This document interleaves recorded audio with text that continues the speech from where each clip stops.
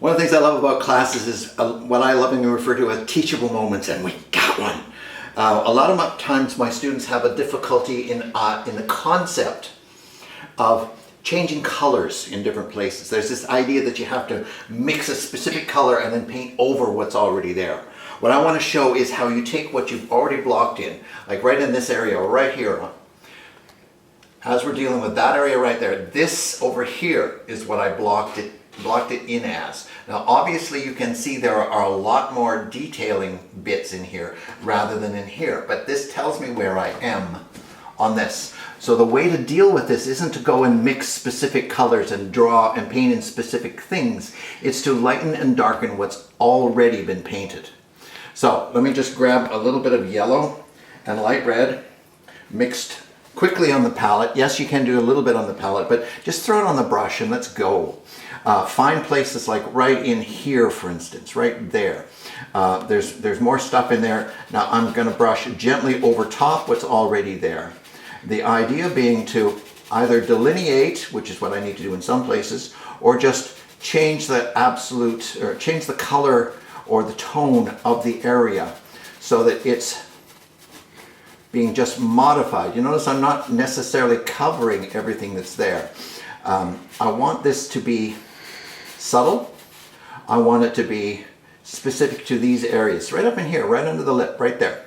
It's a little bit redder, just to grab a touch of light red, a little bit redder, and I just put a little bit on and rub it down across what's there. I can even flip the brush over with no paint on the back side and scrub it in and make it less so because that was too much. But you see how it just starts to tint and change the color of the paint that's already on the canvas. Starts to change the effect of it. Starts to allow it to work in the way it does in the photo reference.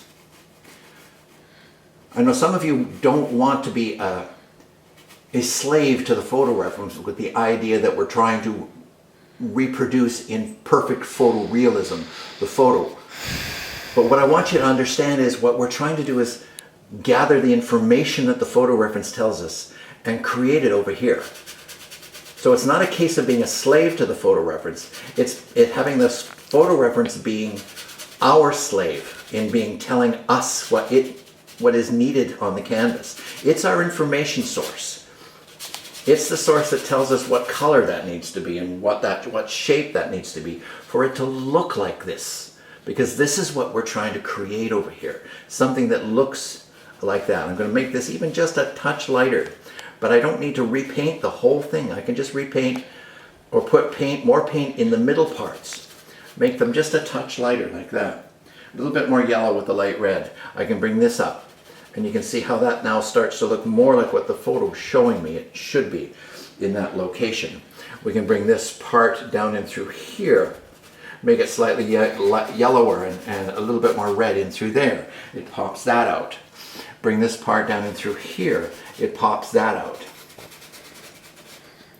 You don't need to repaint individual pieces absolutely with hard edges. Just make them look closer to what they look like in the photo reference by giving hints of color and brush it in. I've got some dark red, some light red, some blue, a little bit of blue, and I can go back in here and make this area right here more like that, because that is more of a bluey red color through there. So I just make it that color. Just add to what's already on the canvas. I don't need to, quotes, repaint.